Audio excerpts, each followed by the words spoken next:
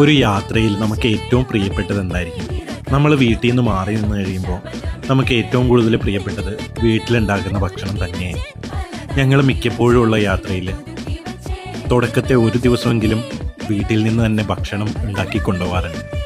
അത് രാവിലെ തുടങ്ങുന്ന യാത്രയാണെങ്കിൽ ഇഡ്ഡലിയോ ചപ്പാത്തിയോ അങ്ങനെ എന്തെങ്കിലും കരുതും. ഉച്ചയ്ക്കുള്ള ചോറും എന്തായാലും എടുക്കും.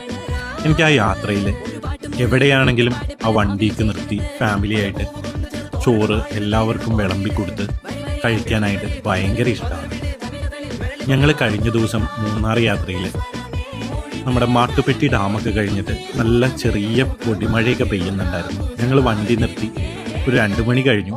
വിശന്നിട്ട് ഞങ്ങൾ വീട്ടിൽ നിന്ന് ചോറും മോരുകറിയും പിന്നെ വീട്ടിൽ തന്നെ ഉണ്ടായ നല്ല കോവയ്ക്ക വെളിച്ചെണ്ണയിലിട്ട് വഴറ്റിയെടുത്തതും പപ്പടം കാച്ചിയതും നല്ല ചെമ്മീൻ ചമ്മന്തിയും പിന്നെ തേങ്ങയും പുളി അരച്ച ചമ്മന്തിയൊക്കെ ഉണ്ടായിരുന്നു. എല്ലാം കൂടി കഴിക്കാൻ അടിപൊളി ഫീൽ.